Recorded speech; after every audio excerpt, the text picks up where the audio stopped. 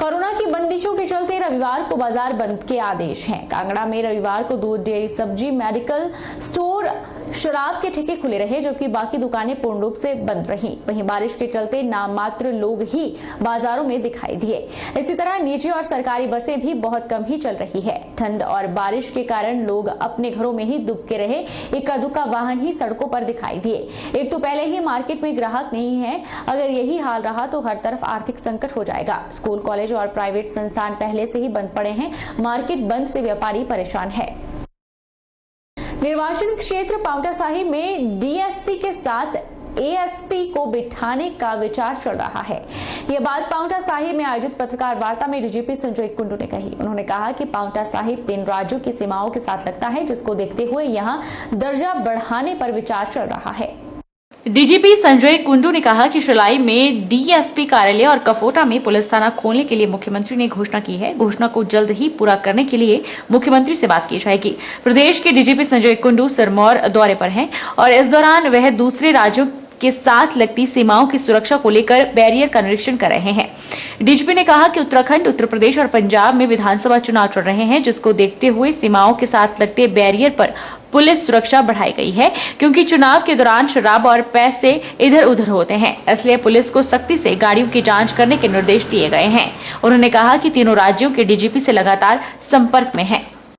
ऐसा है कि ये सरकार को हम आग्रह कर रहे हैं कि हमारे थाने की नफरी बढ़ाई जाए, क्योंकि पुलिस के बड़े मल्टीपेरियस ड्यूटीज हो गए।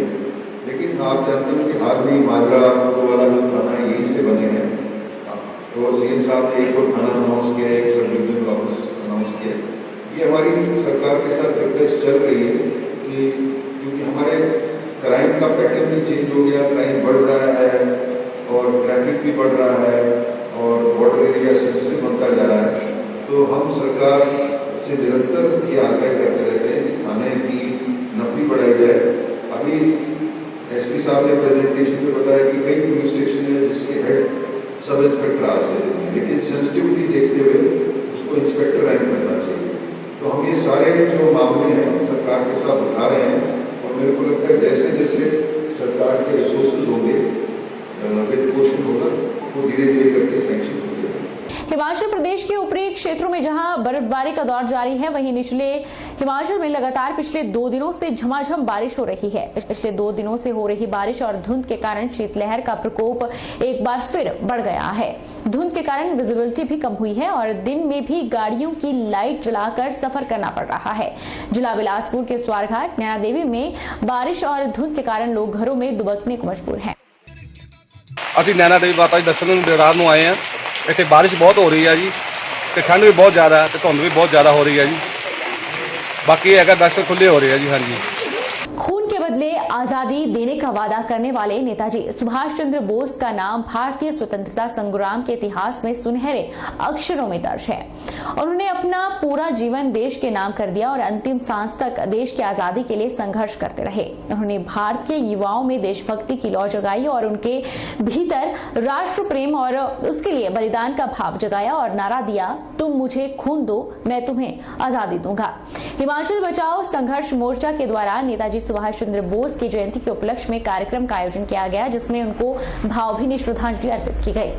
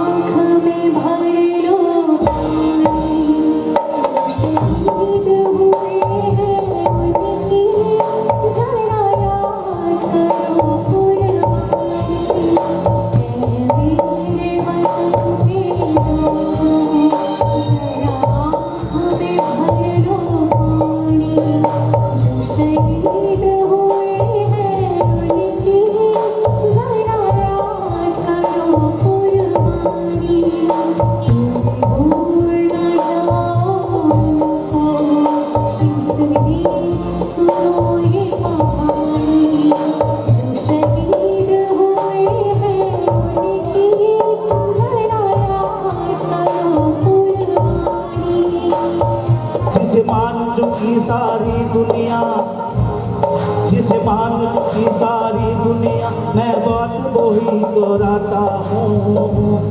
भारत का रहने वाला हूँ, भारत की बात सुनाता हूँ। है प्रीत सदा की सदा, है प्रीत जहाँ की रीत सदा, मैं गीत वहाँ के गाता हूँ। भारत का रहने वाला हूँ, भारत की बात सुनाता हूँ। बहरहाल बुलेटिन में इतना ही। आप देखते रहिए HP 24/7।